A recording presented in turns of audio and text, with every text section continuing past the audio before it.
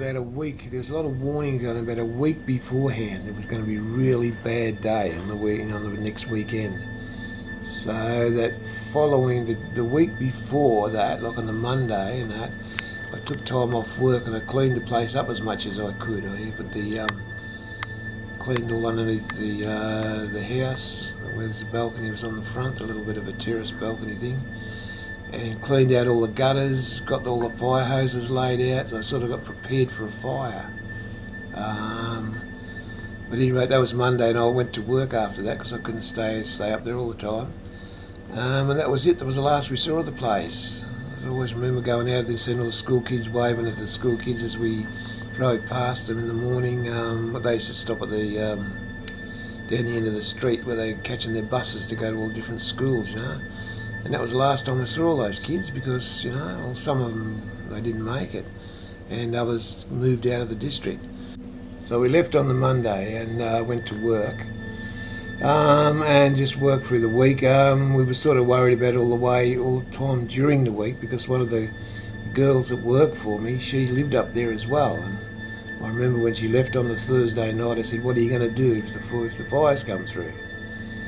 And she said to me, "Well, I'm going to go down to the plant farm just down the road," because she worked there too. She said because they got water supplies there. At any rate, Saturday rolls on, Friday night. Marilyn was down in the country, and Friday night she was supposed to come back Friday night, but she didn't come back till Saturday morning. Otherwise we would have been up there. When my car had been in an accident, it had been wiped off the week before. There was only one car, and it was her car. She was in Gippsland. But anyway, it was so stinking hot, you couldn't even breathe anyway. I couldn't even got out beside the two factories, and the wall got hit by a wall of heat.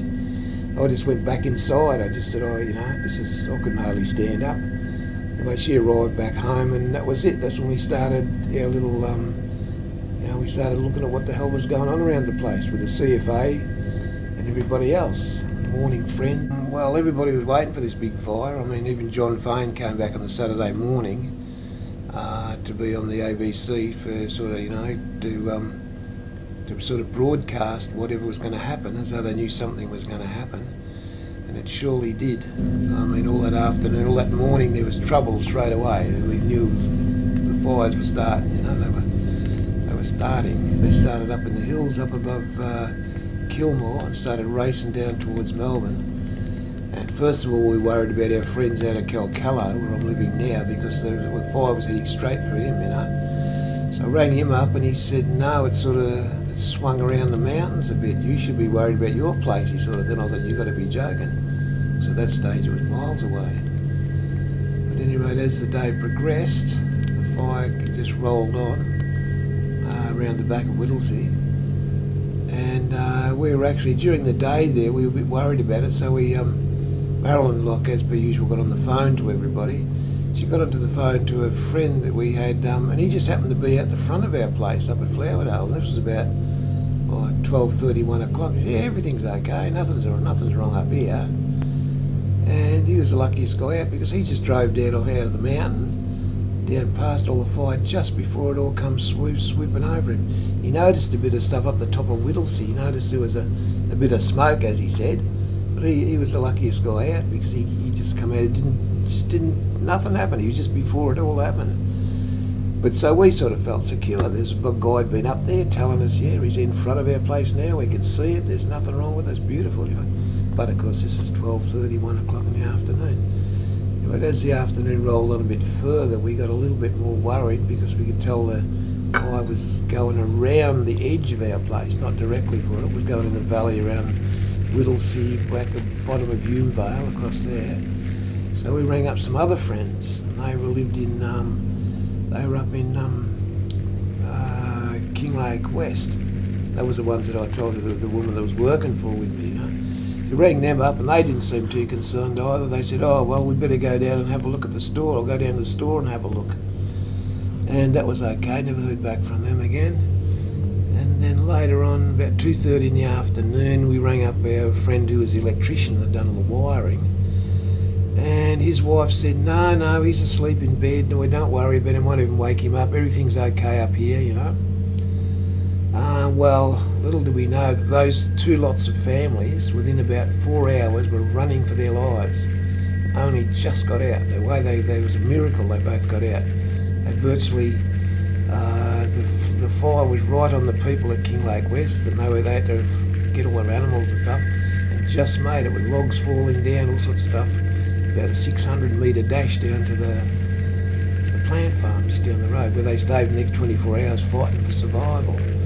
And the electrician, he was about 4 or 5 miles further down the road. Well, he woke up, and his wife woke up later that night, about 6 o'clock, I think, and they actually had to make a dash out of it and run for their lives too. They took off for Yea, which was, it was mountainous road right down past the pub and all the way up to Yea. Well, I mean, they could have been trapped anywhere there. They could have been buggered. Well, at this stage, of course, we didn't know anything about it. We didn't hear from these people. We thought everything was okay. And as the evening rolled on, things sort of seemed a little more serious, The first time we knew about any trouble, the next thing we know, the guy that was the electrician that had run for his life, he's in the middle of the football oval in Yea, and he's saying everything's gone, Flowerdale's gone. We said, what? Can't believe it. But it was true. He said, yeah, the whole of Flowerdale's gone. This was a guy that was asleep in the afternoon without a care a few hours beforehand. So anyway, all that night, I was on the computer on the CFA site.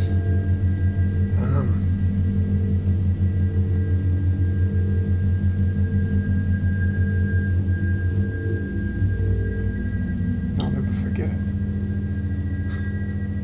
I still feel emotional about it. The bastards, the CFA, everywhere was safe. Every site you looked at. The road at Flowerdale, safe. Everywhere was safe, those bastards. So, we didn't know what to think. And it wasn't until the next day the truth was out, because we went up to Whittlesea. Anyway, the night before, I always remember that bloody copper shield, what's her name, Christine Nixon. I always remember her going out for lunch. I saw it was on TV, I just thought we deserted.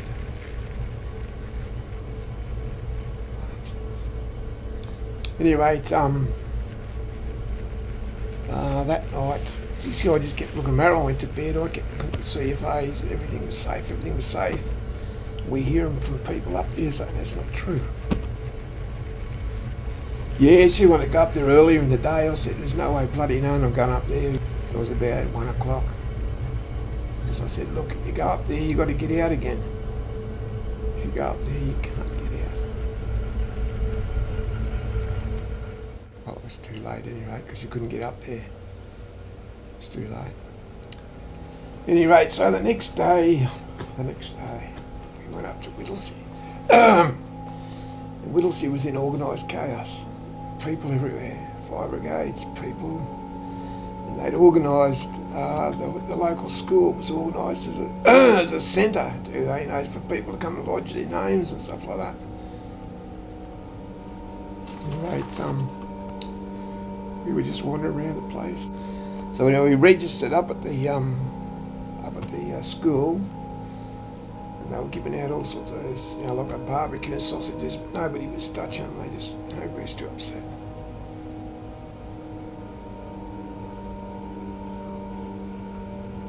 Anyway, we were walking down the street,